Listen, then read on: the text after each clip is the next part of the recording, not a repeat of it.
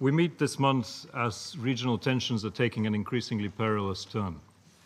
Fighting in Syria is increasing, endangering de-escalation arrangements and regional stability, as well as undermining efforts for a political solution.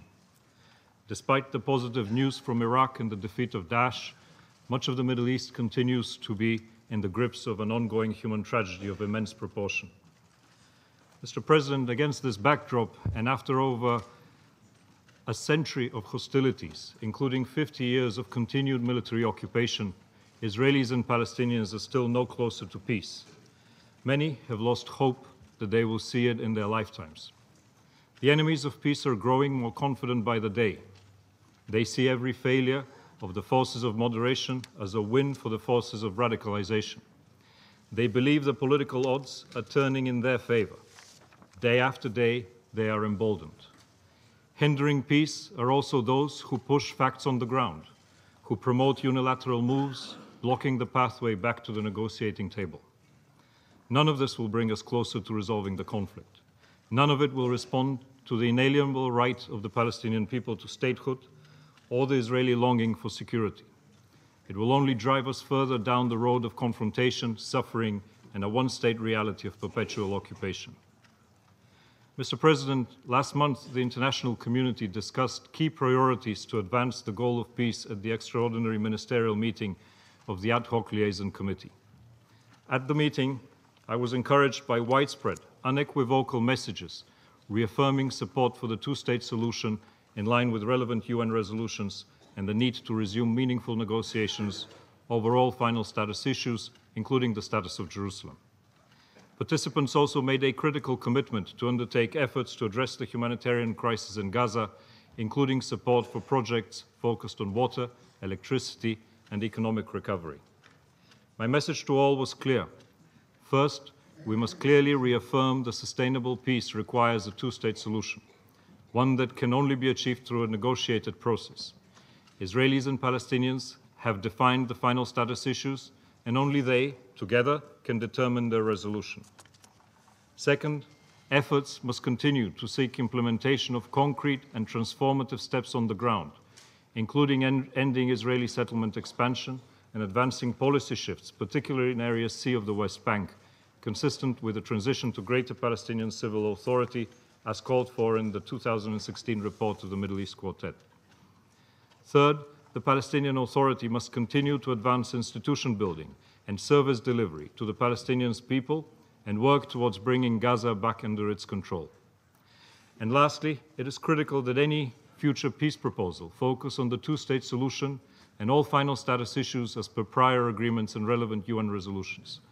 A failure to do so could have dangerous repercussions. Mr. President, maintaining support for Palestine refugees is fundamental to the pursuit of peace and stability in the region. I reiterate my ongoing concern over UNRWA's sizable funding shortfall, despite the welcome flexibility of some member states in accelerating the disbursement of their funding commitments. In addition, the emergency appeals launched on 30th of January seek to raise $800 million for the West Bank and Gaza, as well as for the Syria regional crisis, to meet the essential needs of some 1.5 million highly vulnerable people. I encourage member states to consider urgently providing new funding for UNRWA's critical requirements.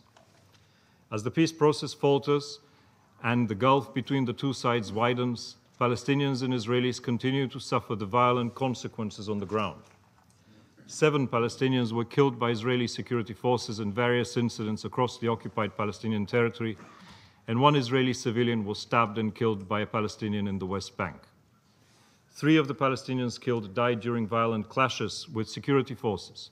1, a 16-year-old, was shot near Ramallah. He was the 4th child killed under such circumstances since the beginning of the year.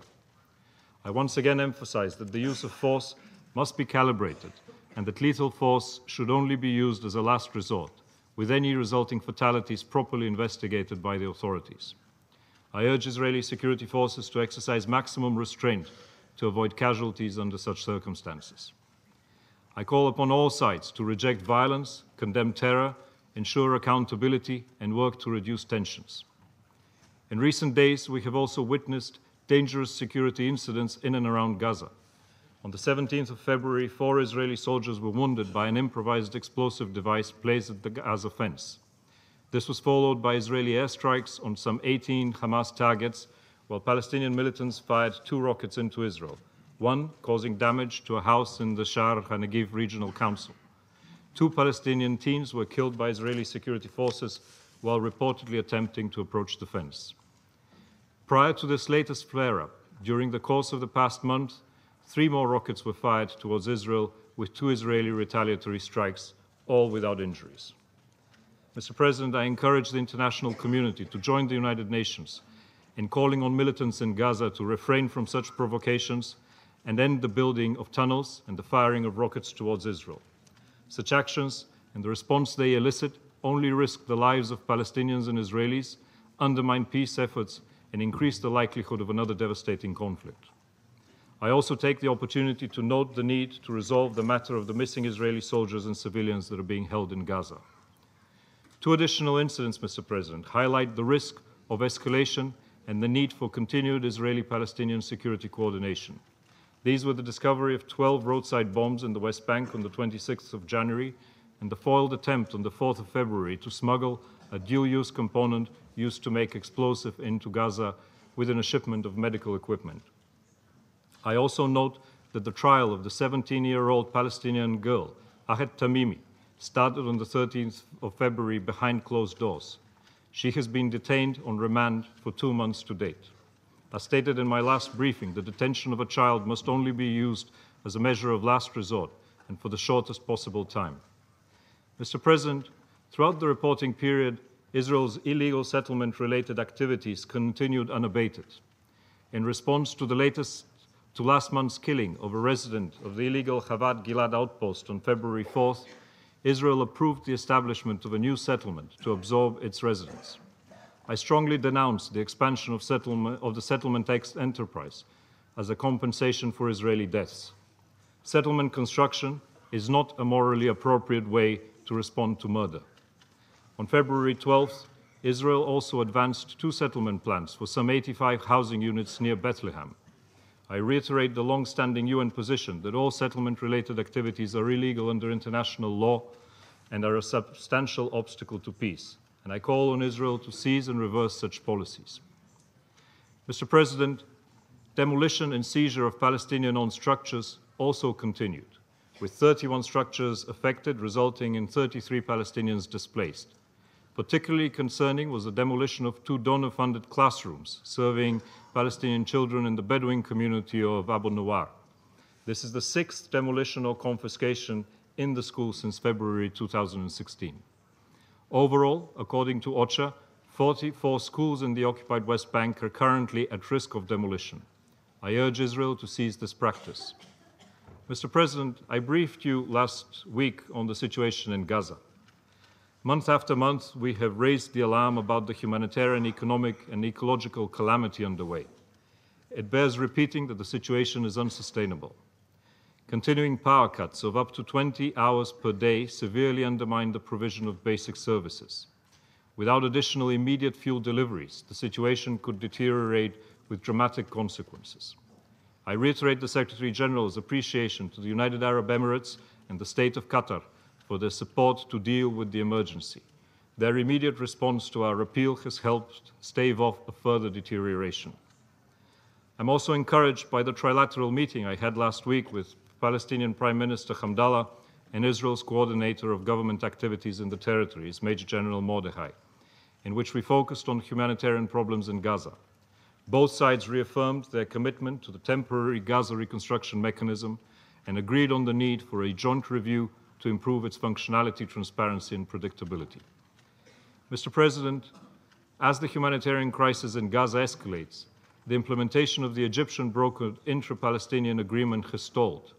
Absent immediate steps to address the humanitarian crisis and to revive the economy, we will face a total institutional and economic collapse in Gaza. This is not an alarmist prediction, Mr. President. This is a fact. I welcome the proposal of the Palestinian government to incorporate into its 2018 budget some 20,000 civil service employees in Gaza.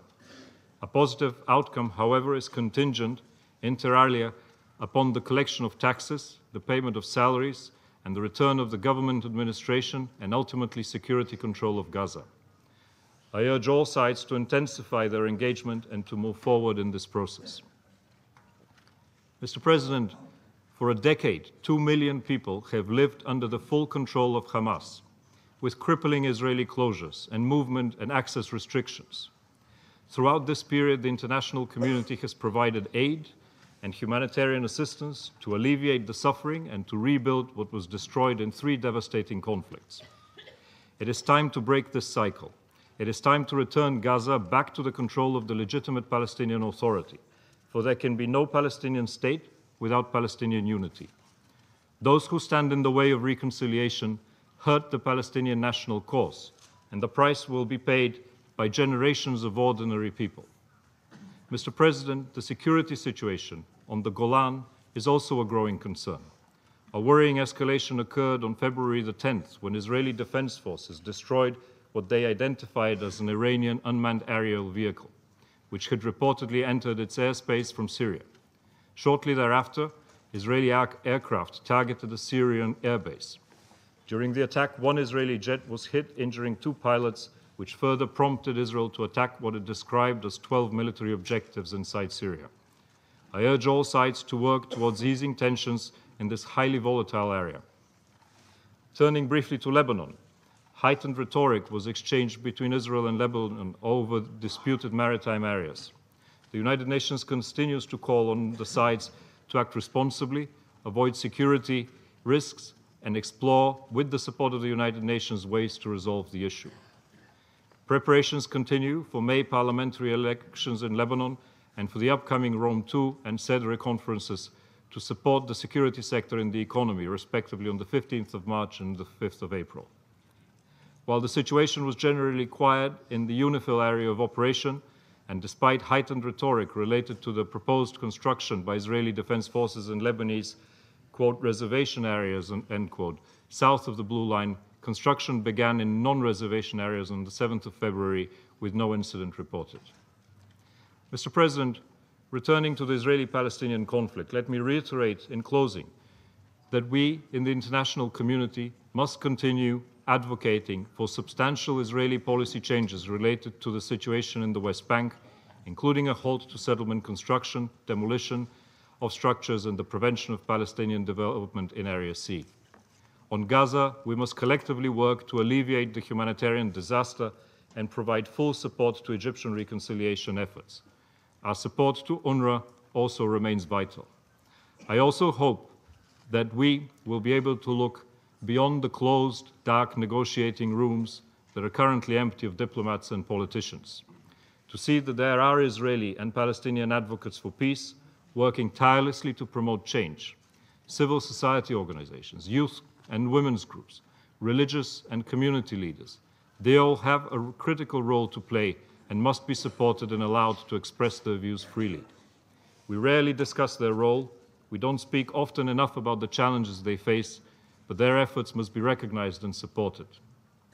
In this chamber, Mr. President, we have often spoken of the need for leadership on both sides to reach a deal, a compromise, through negotiations that would allow Israelis and Palestinians to separate and be masters of their own fate. But, Mr. President, these negotiations would not be negotiations between equals, for one side is under military occupation.